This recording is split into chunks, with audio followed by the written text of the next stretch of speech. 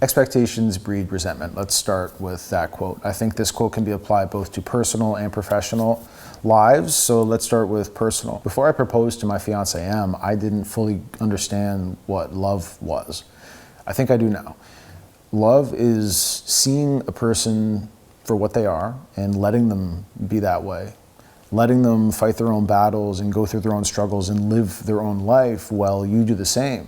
And then you both take the energy that you've built from your own experiences and blend it into one energy to get together on future ideas that you want to be working on and to just enjoy the mundane moments in between everything. Love is not expecting anything of your partner. It's expecting things of yourself and expecting yourself to be a respectful, kind, generous, and giving person for that person. And when you're able to lead by example like that and be that kind of person for your partner, your fiance, your husband, your wife, then they're able to see that and want to rise to the occasion. And they then start doing that. And that's awesome. That's so much better than saying you love somebody because you feel sexually pretty stoked about them and then telling them that they should wear certain things or you should do this with your career or you shouldn't talk like that. That's not love, man. That's psychotic behavior that maybe you've done it. I certainly have a lot of times in my life. It's not love. Love is letting a person be. You don't expect anything of them. Now, when it comes to our professional lives, the same rule needs to apply. When I'm approaching a new client, I don't expect anything of them. I expect a lot of myself. I expect myself to listen to them, to give them feedback on their business choices and the direction that they're going in, and to find creative solutions for the problems that they're facing in their own business. When I give my subcontractor John a task to complete, I don't expect anything of him either. I expect myself to give him the time, attention, and resources that he needs to do a good job to the best of his ability. That ensures that every time he does something and hands it back to me, I can give it to the client knowing that they're getting a high quality product. The truth is that the only person you should expect anything of is yourself. You should expect yourself to be honest and authentic, and you should bring a good energy to every situation that you find yourself in. You should also hold yourself accountable for the things that you say and do. You should have high expectations of yourself. You have a lot to live up to. You make commitments, you say things, you think things, and all of these things you have complete control over. We don't have control over stuff that's outside of us. So to expect them to behave in a certain way is insanity.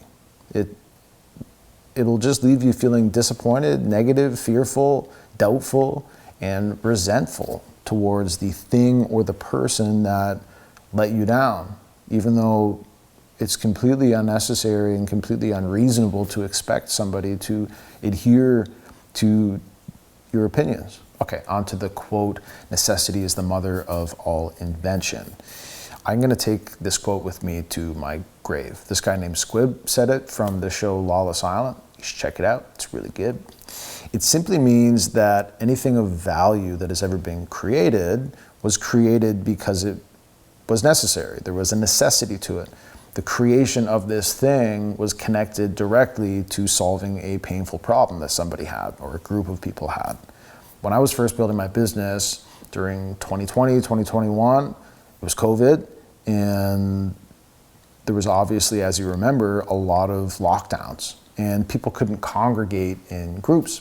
So we were all left to connect with each other through social media and video. When local businesses and organizations learned that there was a guy like me who made professional videos, I became so busy that I could barely even keep up. When we're taking this quote and we're applying it to business situations, it puts us in a headspace of looking for problems, finding the solutions to them, packaging those solutions up, and putting a price tag on it. So using that mindset, as I was moving through my business growth, maybe 3 months or so after that point in time that I had just touched on with the video business exploding, I had this client that I was making videos for every 2 weeks. The only problem was he didn't know how to use them properly. He wasn't really good at social media. And I saw this as a really good opportunity to act on. This was a problem that he had, and I had the solution for him. So I packaged it up and presented it to him. I approached him and I said, let me do your social media for you. I want to run it for 3 months.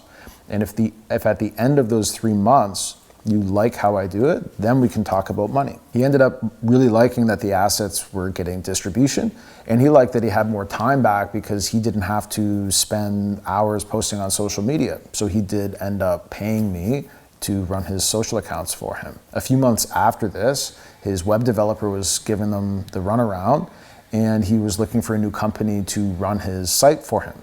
So I looked at this as another opportunity. John and I took it upon ourselves to learn the software required to manage his website, and he started paying us to do that. Opportunities like this are all around you. You just have to look for them.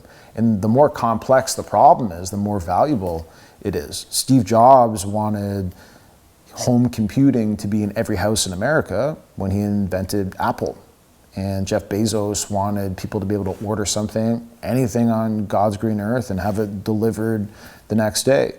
And Elon wanted people to be able to make and accept payments on the internet when he invented PayPal. When you start to adopt this mindset specifically, necessity is the mother of all invention. You will start to be more problem-solving oriented. Instead of maybe complaining about a problem or looking at something and saying, well, that's dumb, you can look at it and say, well, that's very inconvenient for that person. I wonder if they would pay me to solve that for them. And 9 times out of 10, they will. These 2 quotes are going to be with me for the rest of my life. I hope that you got something from them.